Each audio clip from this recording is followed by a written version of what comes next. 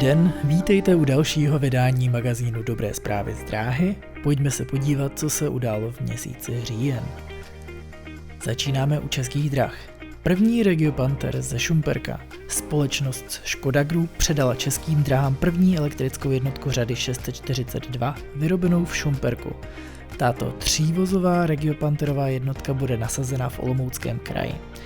Další 4 jednotky se nyní už vyrábějí také v Šumperku. Toto označuje rozšíření výroby elektrických vlaků v Šumperku, který se stal dalším místem výroby vedle Plzně, Ostravy a Trnavy.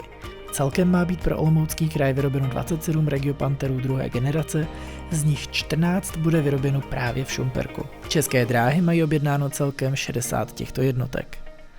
Více cestujících u RegioJetu. Dopravce RegioJet hlásí výrazný nárůst cestujících, a to o 10. Letos již přepravil téměř 7,5 milionů cestujících. Železniční doprava zaznamenala růst o 11%. Vlaky tak přepravily 4,8 milionů cestujících. Autobusy zase přepravily o 6% více cestujících než v předchozím roce. Celkové tržby společnosti RegioJet Holding činily 2,3 miliardy korun. Největší nárůst cestujících byl zaznamenán na trase Praha-Brno-Vídeň-Budapešť, kde se počet cestujících zvýšil o více než 5 na 830 000. Společnost má v plánu rozšířit mezinárodní síť provozovaných spojení, včetně spojení Přemyšl-Hannover anebo Praha-Berlín, a to již v příštím roce. Plánovaný jízdní řád počítá s 3 páry spojů denně s odjezdy z Prahy hlavního nádraží v 7:05, 11:05 a 17:05. Vlaky budou zastavovat v Praze Holešovicích, Ústí nad Labem, Děčíně a Drážďanech. Další ojeté vagóny u RegioJetu. RegioJet dokončil nákup 34 ojetých vozů od Deutsche Bahn, které byly využívány pro dálkové spoje.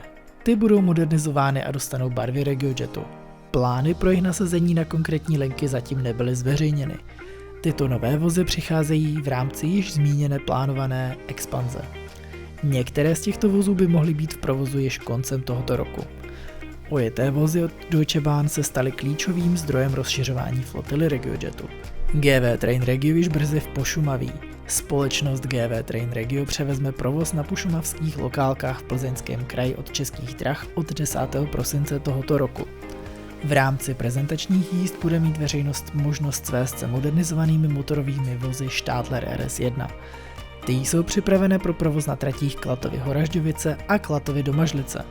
Vozidla byly vyrobeny v letech 1998 až 2005 a prošla renovací a úpravou interiéru. Pošumaví bude obsluhovat 8 těchto vozů s kapacitou 69 míst k sezení.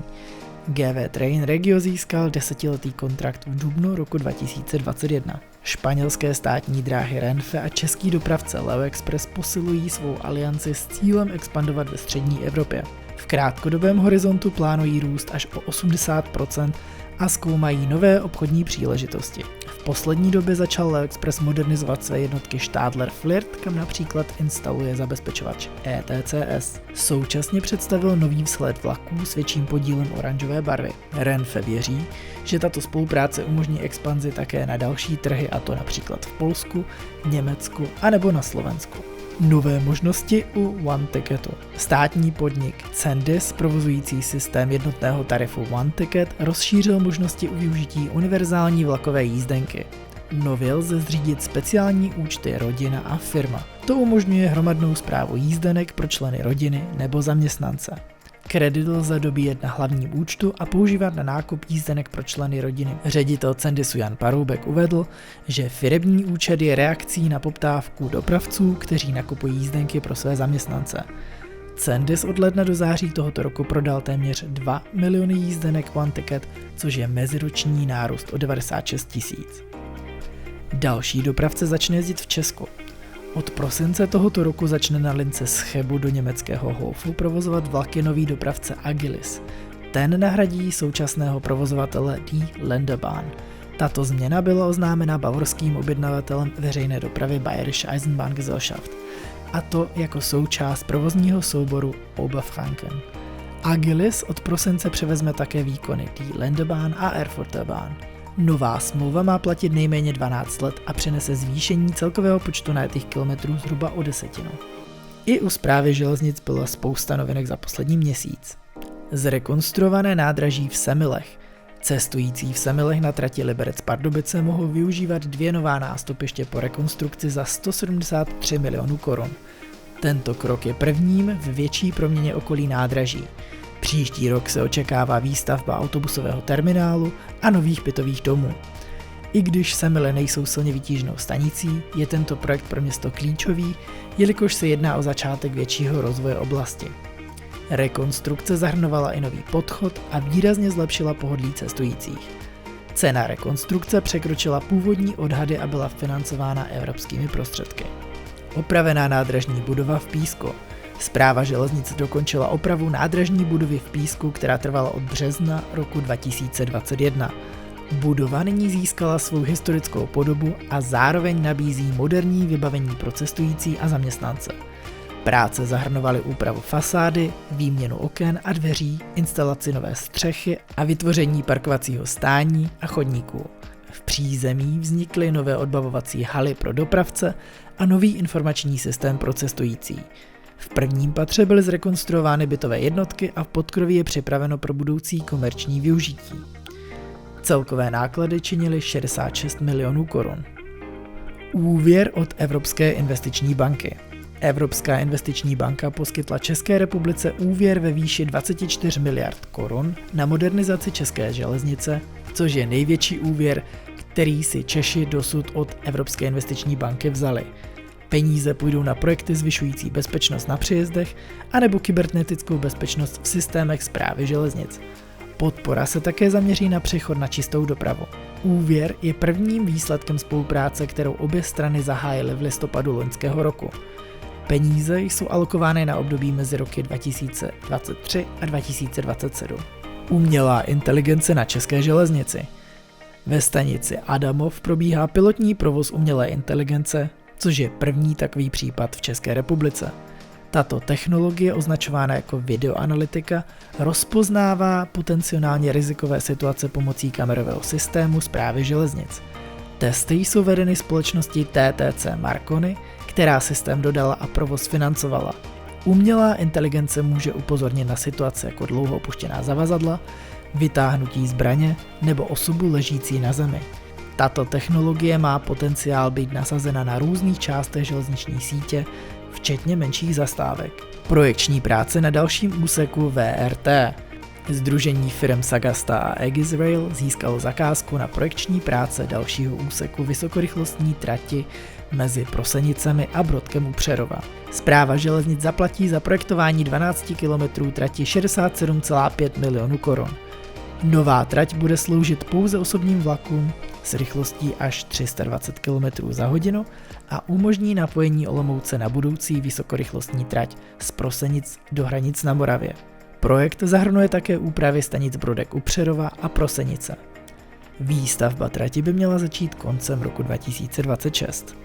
Rekonstrukce Havířovského nádraží začíná. Správa železnic zahájila 3letou rekonstrukci stanice Havířov a přilehlé tratě. Projekt, původně odhadnutý na 2,83 miliardy korun, bude stát nyní 3,4 miliardy. Modernizace zahrnuje celkovou obnovu kolejí, rekonstrukci ostrovních nástupišť a rozšíření podchodu z výtahy a prodloužením směrem k části Šumbark. Po dokončení umožní nástupiště bezbariérový přístup k vlakům. 4kilometrový úsek směrem k zastávce Havířov střed bude procházet také rekonstrukcí. Během stavby bude cestujícím poskytnutá provizorní lávka pro přístup na nástupiště. Po Havířově začne již brzo také i rekonstrukce stanice Brno-Královo Pole. Správa železnic nedávno ukončila soutěž na modernizaci stanice Brno-Královo Pole za 2,96 miliardy korun. Práce odstartují v listopadu s plánem dokončení do konce roku 2025. Projekt zahrnuje nový dopravní terminál s prosklenou a částečně dvoupatrovou nádražní budovou. V přízemí budou pokladny, obchodní prostory a sociální zařízení. V horní části pak lavičky pro cestující a komerční prostory. Během výstavby bude zajištěna provizorní čekárna pro 250 osob. Kromě toho proběhne také rekonstrukce kolejiště a nástupišť. Plán na modernizaci nádraží v Tišnově. Správa železnic plánuje rozsáhlou modernizaci nádraží v Tišnově na Brněnsku.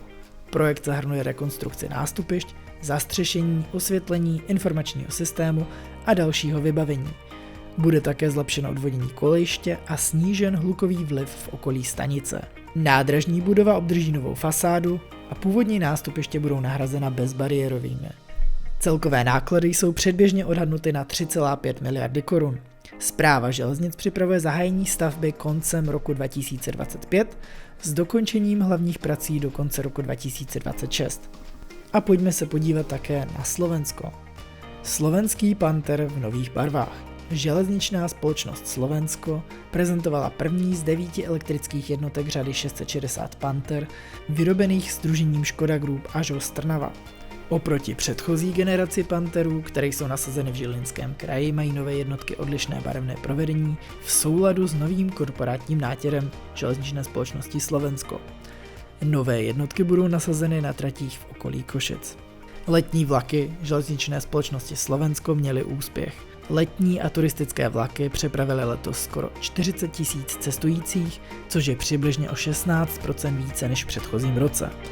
Nejoblíbenější linkou byla linka Košice-Prešov, Banská Bystrica s více než 13 000 cestujícími. Následovalo spojení Košice-Stará Ľubovňa a potom Banská Bystrica-Mlynky. No a to už bylo z dobrých zpráv vše. Děkuji za vaši pozornost a těším se na vás opět příště.